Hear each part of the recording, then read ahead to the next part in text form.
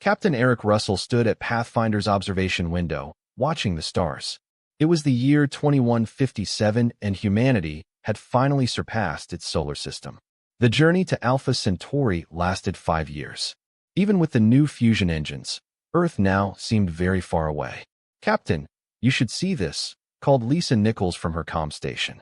Her voice had a tone that made Eric turn around immediately. The bridge crew gathered around Lisa's screen. A small object floated in the void of space in front of them. It wasn't natural. Its metallic surface reflected distant sunlight in a way that no asteroid would. "It's artificial," Eric said, "and it's not one of ours." The room fell silent. That was it. The moment humans have wondered about for centuries. Proof that they were not alone. "Can we bring him on board?" asked Eric. Chief Engineer Sam Cooper nodded. "I can use the recovery arm. Give me 30 minutes. The object was in the quarantine area, about the size of a small car. Its outer shell was damaged, with burn marks on one side. "It's a probe," Sam said, examining it with portable equipment. "And it's old. Very old." Lisa approached, studying the symbols etched into the metal. "It's written here. Many different types, as if it were meant to be read by different species." Eric felt a shiver. "Can you decode anything?" Lisa connected her tablet to the scanning equipment. "Some of these patterns correspond to mathematical constants. It could be the key to understanding their language." The crew worked through the night. No one wanted to sleep, not with the first alien artifact on their ship. In the morning, Lisa's eyes were red from staring at screens, but she was smiling. "I have something," she said, part of the message. "It repeats itself over and over again." She pressed a button on her tablet, and a computer-generated voice spoke. "Beware the Krell Empire. They consume everything." Eric called an emergency meeting. The 7 senior crew members were sitting around the conference table, their faces tense. "We need to decide what to do," Eric said. "This investigation is a warning about something called the Krell Empire." "We should go back," said Dr. Andrea West. "Warn Earth, come back." After getting this far, Sam shook his head. "This is the discovery of the century. It could be ancient history," said pilot Jeff Lowry. "The Krell may not even exist anymore." Lisa displayed her findings on the main screen. Based on the decomposition of materials, this probe is about 300 years old, which is not old in cosmic terms. "I say proceed with caution," said Security Chief Darren Mitchell. "We are already here. We can gather more information and send it back to Earth." Eric looked at each crew member. "We are explorers, but our main mission is to protect the Earth. If there's a hostile force here, we need to know more about it." "I detected an energy signature," Sam said suddenly, checking his tablet. "About 2 light days from here. It's weak, but it doesn't match anything in our database." Eric made his decision. "We will continue the mission, but we will change our approach. Malon stealth mode. No active scanning, minimal communications. We investigate the energy signature, gather all the information we can, and prepare a data packet to send back to Earth." The crew nodded and all remained armed against Malon, added Darren. As they left the conference room, Science Officer Kelly Bryant pulled Eric aside. "Captain, I found something else on the probe. A star map with territories marked. If I'm reading this correctly, our solar system is on the edge of what they call Krell space." Eric felt his stomach tighten. "How big is your territory?" "Hundreds of star systems, perhaps thousands." Later that night, Eric recorded a message for Earth. He chose his words carefully, trying to avoid causing panic while conveying the seriousness of the discovery. "We are not alone," he concluded, "and we may not be safe. Prepare accordingly." He sent the message, knowing it would take 4 years to get home. By then, Pathfinder would have found more answers or found the Krell. Either way, humanity's place in the universe has changed forever. 3 weeks after finding the probe, Pathfinder floated silently through an asteroid field. The crew was on high alert, using minimal energy to avoid detection. Their caution paid off when sensors detected a small ship moving in the same field. "It's definitely not human," Jeff said, observing the ship's strange movements. "The design is unlike anything on our records." Eric studied the ship on the main screen. It was elegant and light blue, with curved sections that seemed to flow together. "Shall we salute them?" Lisa asked. "Not yet," Eric replied. "Let's look a little closer." But the decision was made for them when the alien ship suddenly changed course and approached. "They spotted us," Darren said, moving his hand toward the gun. A message appeared on the communication screen. Strange symbols that changed and changed. Lisa worked quickly.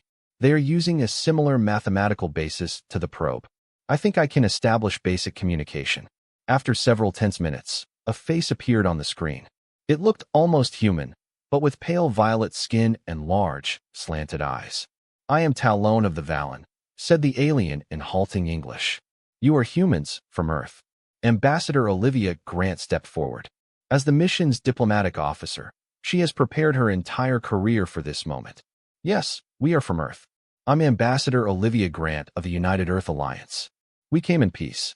The alien's eyes widened. Humans shouldn't be here. This is a forbidden space for your kind. The crew exchanged confused looks. We weren't aware of any restrictions, Olivia said carefully. Whoever explores. The Galactic Council established quarantine around human space 50 Earth years ago. Talon explained. For your protection and ours. Our protection against what? Eric asked. From Krell. And to protect others from you. A silence fell over the bridge. You know Krell? Lisa asked. All space races know about the Krell Empire. They have conquered 27 systems in the last century alone. And why would others need protection from humans? Olivia asked, trying to keep your voice neutral. Talon's expression changed to something akin to fear. The Council has observed your planet for decades. Your wars. Its rapid advancement. Most species take thousands of years to go from primitive flight to space travel. You did it in less than a century. Sam couldn't help but smile proudly. But Talon continued. You are unpredictable, aggressive, adaptable in a way that scared many council members. Some have suggested removing the human thread entirely. Daring tensed. But Olivia made a gesture asking for calm. Instead, they chose quarantine, Talon said. The hope was that Krell would ignore its small system at the limit of its expansion. How close are the Krell to Earth? Eric asked. Very close. They have established bases in nearby systems. Your scouts have probably already observed your colonies on Mars and Europe. Kelly approached the screen. Can you tell us more about the Council? Where can we find them? Talon hesitated. I shouldn't be talking to you at all. It's prohibited. But here we are, Olivia said gently. Maybe things have changed. Perhaps humans could be allies against the Krell. Talon seemed to consider this. The nearest Council outpost, is in the Rigel system. I'll transmit coordinates. But I warn you that you will not be welcome. After sending the data, Talon's expression became urgent. I must leave now. If the Krell detects communication with humans, they will destroy my ship. Wait, I called Eric. What can you tell us about Krell's weaknesses? How do we defend ourselves? They have no weaknesses that humans can exploit, Talon said sternly. They are old, powerful. They consumed countless civilizations. The alien paused, and then added. But they have never encountered humans before. Perhaps this is significant.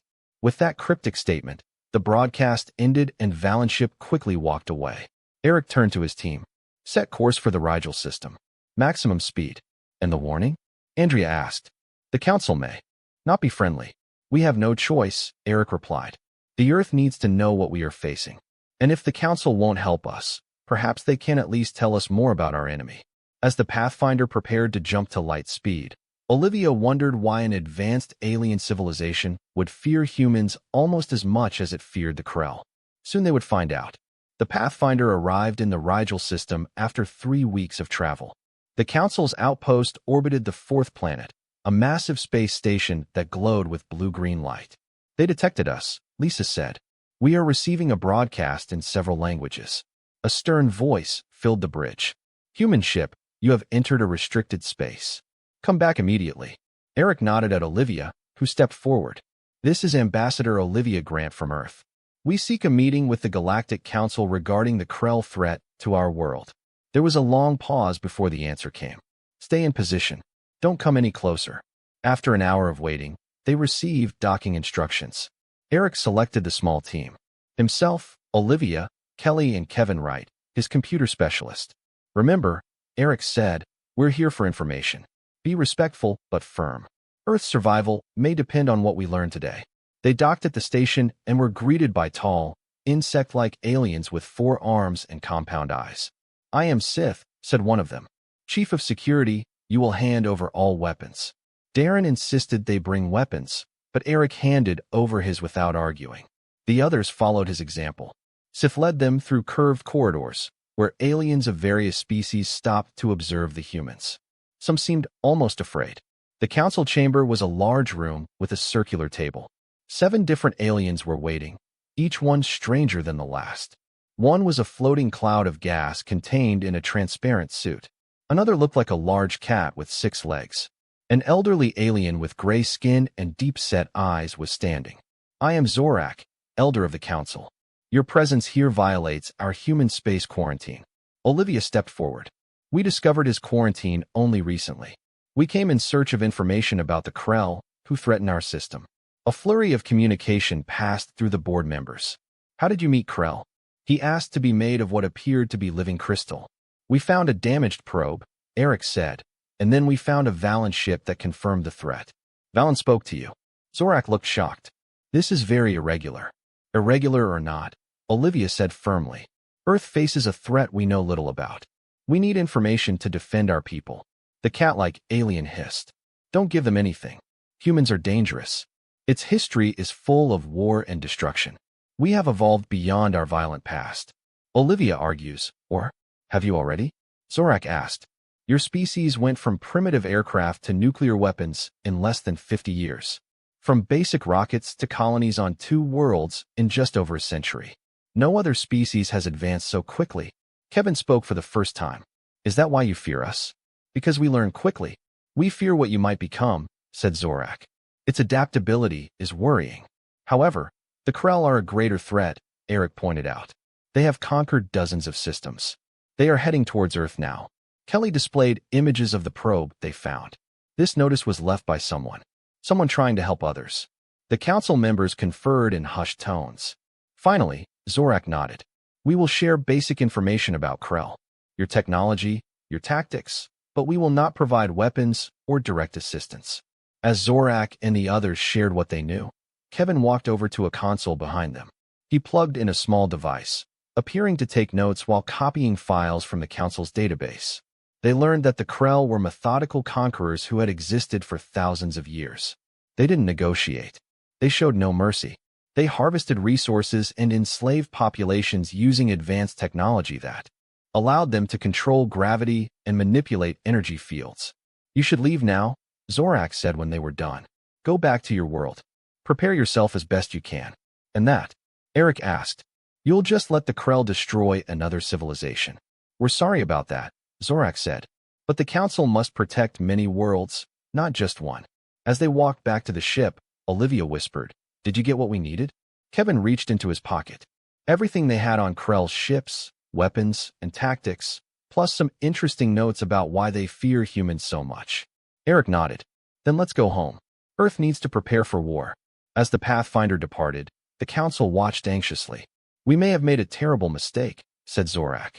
"Either the Krell will destroy the humans, or the humans will be even more dangerous than we feared." Finished, the crystal being. Pathfinder's return trip to Earth took 4 months. When they arrived, the solar system was already preparing for war. The message Captain Russell sent reached Earth, and humanity was not taking the threat lightly. Admiral Nancy Moore met the crew at the orbital station above Earth. She was a tall woman with gray hair and eyes that had seen many battles. "Your warning saved us precious time," she said to Eric as they walked through the station. "Show me everything you found." In the command center, Kevin displayed the stolen council data. Engineers, scientists, and military leaders crowded around, studying Krell technology. "Their ships use a form of gravity manipulation that we don't fully understand," Kevin explained. "But their weapons are energy-based and may have weaknesses that we can exploit." Alan Phillips, Earth's top weapons designer, pointed to the schematics. "If we modify our fusion cannons to match these frequencies, we can penetrate their shields." "How long?" Admiral Moore asked. 3 months for prototypes. 6 for full production," Alan replied. "You have 2 months," said the Admiral. "Our deep space sensors have detected objects moving towards our system. We think they're Krell scout ships." The room fell silent. 2 months is not enough time to evacuate the colonies," Olivia said. "We will not evacuate," Admiral Moore said firmly. "We are fortifying. Underground bunkers on Mars and Europe are already being expanded. Earth's orbital defenses are being upgraded. The advice is just that the Krell don't negotiate," warned Eric. "We will try anyway," said the Admiral. I don't send people to die without exhausting all options. Over the next 2 months, the solar system became a hub of activity. Ships moved between planets, transporting supplies and weapons. The first new defensive shields were installed on important stations and ships. Alan worked day and night, refining the designs based on the Council's input. These shields should resist your standard weapons. He explained during a briefing, but we need more tests. Test time ended when 5 Krell ships entered the system. Admiral Moore dispatched the diplomatic ship Freedom with a message of peace. The entire command center was washed away as the small ship approached the Krell lead ship. They are broadcasting the message on all frequencies, the communications officer said. Freedom waited for a response, maintaining its position. The Krell ship fired a single beam of green energy. Freedom disappeared in a flash of light. No wreckage, no distress calls, it simply disappeared. Admiral Moore's face hardened. So this is how it's going to be. She turned to her officers, implemented the Alpha War Plant. All civilians to shelters, all military personnel to battle stations. The Krell slowly advanced towards Mars, where humanity's largest colony outside of Earth existed. They are following standard conquest protocol. According to the Council's data, Kevin said, they will attack our colonies first and then move to Earth. Great, said Admiral Moore. This gives us time to test our defenses. On Mars, Commander Diane Foster prepared her troops. The colony has been transformed into a fortress with the new shield generators. Buried underground. Remember your training, she told the soldiers. We just need to hold them off long enough to see if the shields work. Krell's first attack occurred at dawn, Mars time. 3 huge ships positioned themselves above the colony's main dome and fired. The shield came to life. A glowing blue barrier that captured the energy beams and dispersed them. The shields are holding, one of the technicians shouted. Alan's voice came over the comm system. Don't celebrate yet. They will adjust your weapons. Observe changes in the energetic signature. Sure enough, the Krell ships changed formation and fired again, this time with red beams. The shields fluttered, but held. A cheer went up in the command center on Earth. Admiral Moore allowed himself a small smile. Send the data to all colonies and ships, she ordered, and prepare our countermeasures. The Krell have just learned that humanity will not be an easy conquest. She looked at the tactical display that showed the Krell ships. And now we teach them why the Council was so afraid of us. The Krell attack on Mars continued for 3 days. Their ships fired different weapons, trying to break through the shields. Each time, Alan and his team adjusted the defenses. They are following a pattern Commander Foster noticed on the 3rd day. They test a weapon, retreat, and then come back with something new. It's like they're reading a manual, said Eric, who joined the Mars Defense Force. Kevin studied the data. According to Council archives, most species surrender after the first attack. The Krell generally don't need to change tactics. Then let's surprise them even more, said Commander Foster with a smile. She ordered her ships to hide behind Mars' smaller moon, Deimos. When the Krell returned for their next attack, Foster's squad launched a surprise attack from behind. The human ships fired their modified weapons directly from the locations where Kevin identified possible weaknesses in the Krell shields. 2 of the 5 and several Krell suffered severe damage. The others turned to defend, clearly surprised by the attack. Keep shooting. He ordered Foster, don't give them time to regroup. One of the damaged Krell ships began to drift. Their engines died. The other Krell ships formed a protective circle around them and retreated from Mars orbit. For the first time in known history, the Krell were forced to retreat from battle. The celebration on Mars was brief. They knew the Krell would return with more ships, but they had valuable time and, more importantly, a damaged Krell ship. We need to board that ship before they can get it back. Eric told Admiral Moore over the comm line. I agree, she replied. Take a small team. Get all the information you can, but your priority is capturing a Krell if possible. We need to understand what we are fighting against. Eric selected a team of 6, including Kevin for his technical expertise and Paul Martinez, a xenobiologist who joined them from Earth. They approached the drifting Krell ship in a small, stealthy craft. The vessel was enormous up close, at least 4 times larger than the largest human ship. There's an opening in the hull from our weapons fire, Kevin pointed out. We can go in there. The team donned their spacesuits and headed to the Krell ship. Inside, gravity was stronger than Earth's, making movement difficult. The air was breathable, but it had a strange metallic smell. "Stay together," Eric warned as they moved through dark hallways lit by flashing red lights. They found the bridge empty. The controls were designed for larger-than-human hands, with strange symbols covering the panels. "I can access their computer system," Kevin said, connecting his tablet to what looked like an information terminal. "I will download everything I can." "Motion detected," the security officer whispered, pointing to a side hallway. Eric and two others followed the signal to what appeared to be a medical ward. There, they encountered a Krell. The alien was tall, almost 8 feet tall, with gray-green skin and 4 arms. He was injured, blue fluid, leaking from a wound in his side. He looked at the humans with 3 big eyes and made a click. "He's trying to reach something," one of the security guards said, pointing to a device on a nearby table. Eric took the device first. "A weapon?" Paolo examined him carefully. "I don't think so. The design suggests it is for communication." The Krell made more clicking sounds, and then spoke in a language approximating human language. "You will die?" "Not today," Eric said. "You come with us." They sedated Krell and carefully carried him to the ship. As they left, Kevin finished downloading the Krell data. "We need to hurry," he said. "I found their transmission records. They called for reinforcements. A much larger fleet is arriving." Back on Mars, Paul began studying the captive Krell, while Kevin analyzed the downloaded information. After several hours, Paul rushed to the command center, his eyes wide with excitement. "I found something," he said. "Something that the Council's data did not mention. The Krell have a significant biological weakness." Admiral Moore leaned forward. "What kind of weakness?" "Its cellular structure breaks down when exposed to a specific frequency of ultraviolet radiation. It is harmless to humans, but fatal to them." For the first time since the start of the invasion, Admiral Moore allowed himself a genuine smile. "Then we have our weapon. Now we need a delivery system." 2 weeks after capturing Krell, ground forces were ready to launch their counteroffensive. Paul developed a biological agent that produced the specific ultraviolet frequency harmful to the biology of C-Rel. "It works like a virus," Paul explained to Admiral Moore and the military leadership. "But it is completely harmless to humans and other terrestrial life. Once released on a Krell ship, it will spread throughout the air systems." "How quickly does this work?" Admiral Moore asked. "The effects begin within minutes. Complete incapacitation within an hour."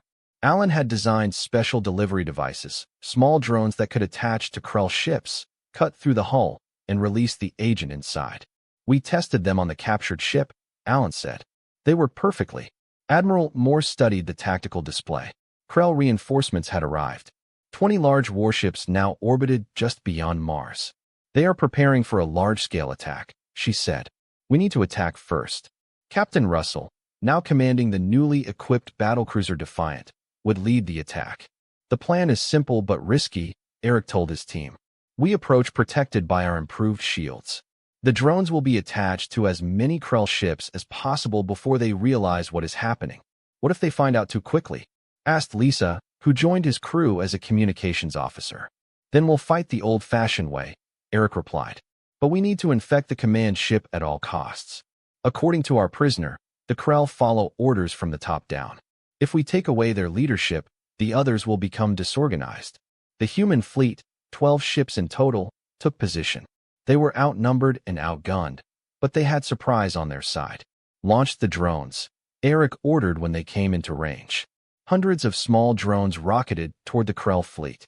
At first, the Krell ignored them, focusing their weapons on the human ships. The shields barely resisted.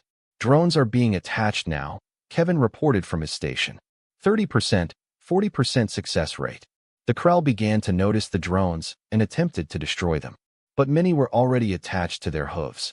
60% attached. Targeted command ship.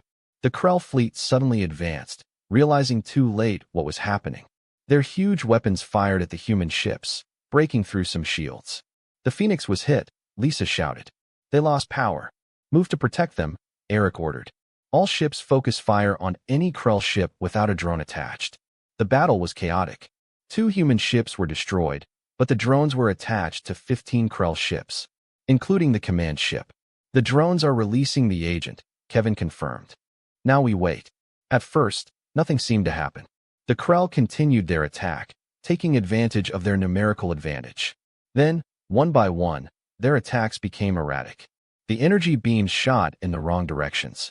Some ships began to drift. It's working. Eric couldn't hide the excitement in his voice. The Krell are losing control of their ships.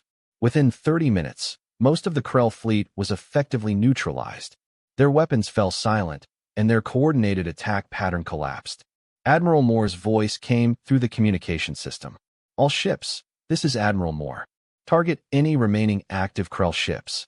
Show no mercy. They didn't give us any. The human fleet advanced, finishing off the few Krell ships until combat.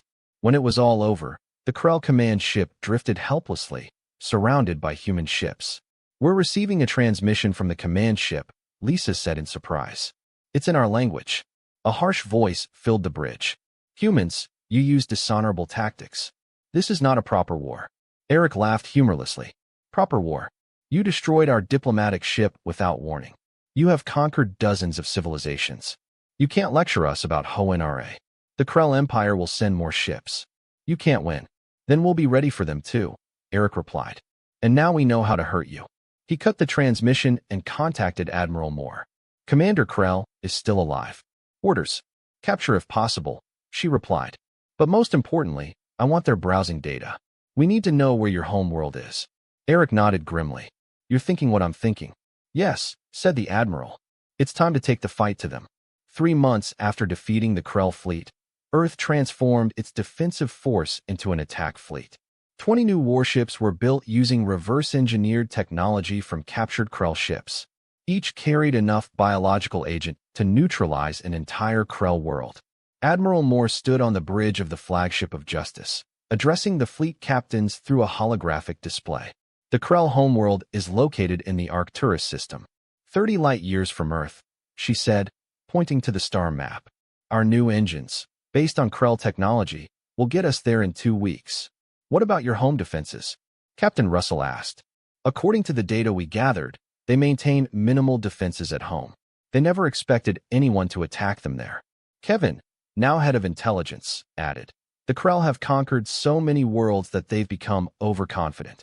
Their empire spans over 100 star systems, but they have never faced a counter-invasion. That's exactly why this will work, Admiral Moore said. They won't expect us to be so aggressive. As the fleet prepared to depart, a message arrived from the Galactic Council. Admiral Moore did this for her staff. Zorak's hologram appeared, looking anxious. Humans of Earth, we have learned of your victory against the Krell fleet. This is unprecedented. We ask you to immediately cease hostilities.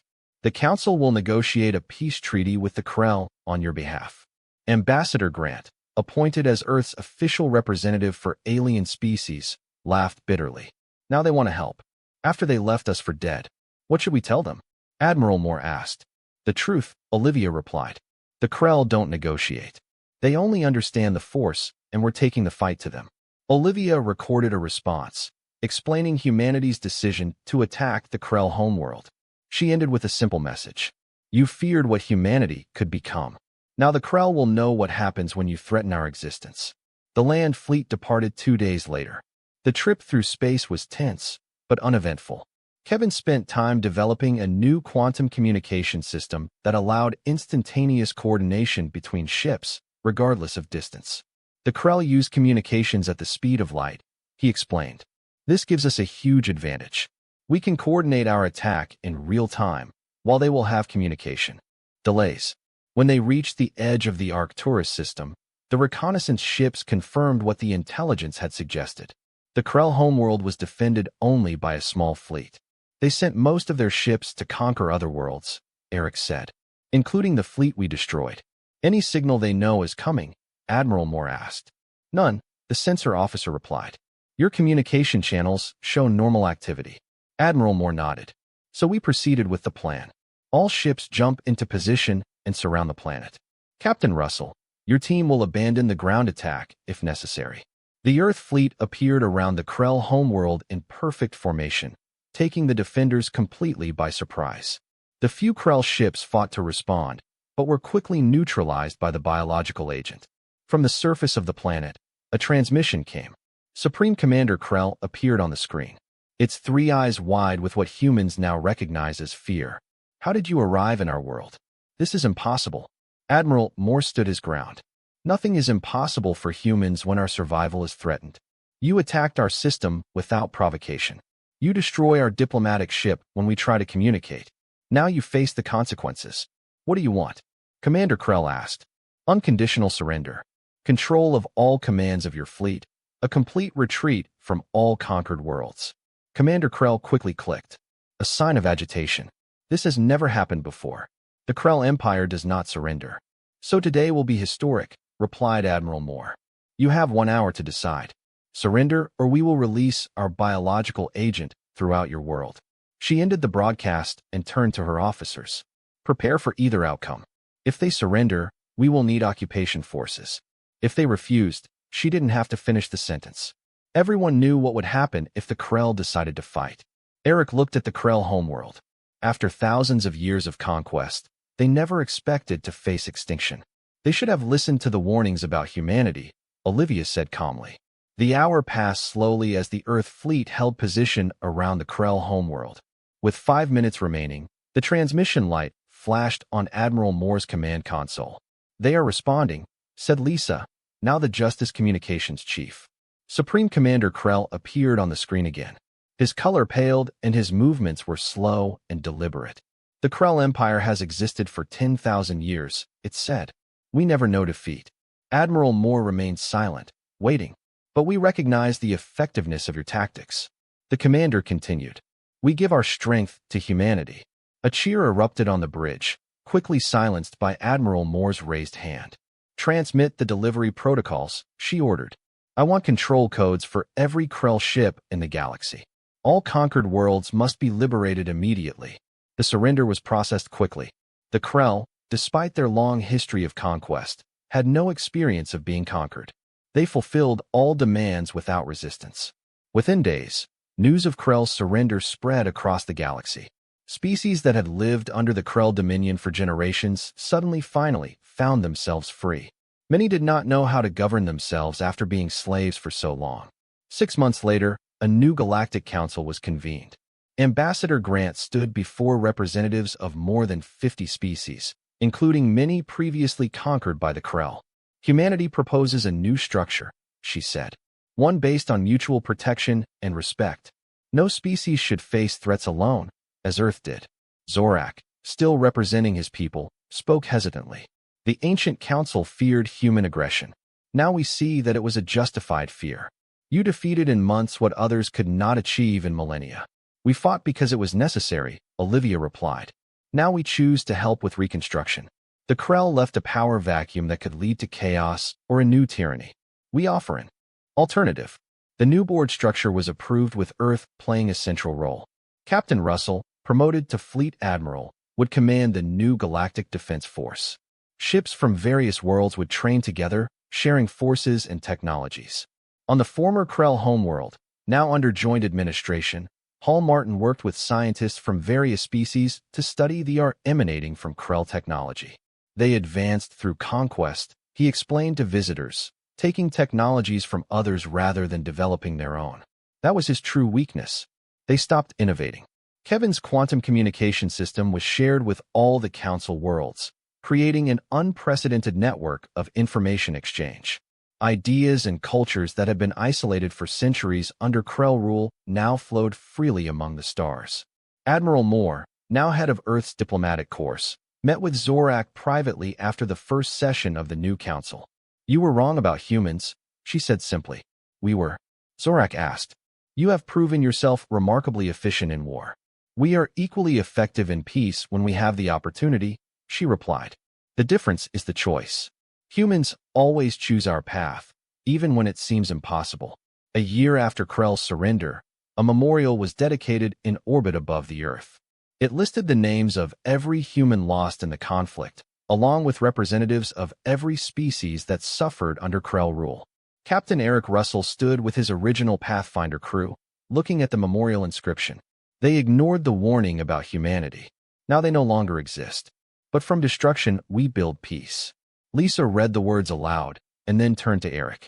Do you think the council still fears us? Probably, he said with a small smile. But now they respect us too. That's a start. When the ceremony ended, ships from dozens of worlds performed a synchronized flight around the memorial. Among them was a brave little ship, Talon, who first warned the Pathfinder about the Krell, piloted it himself.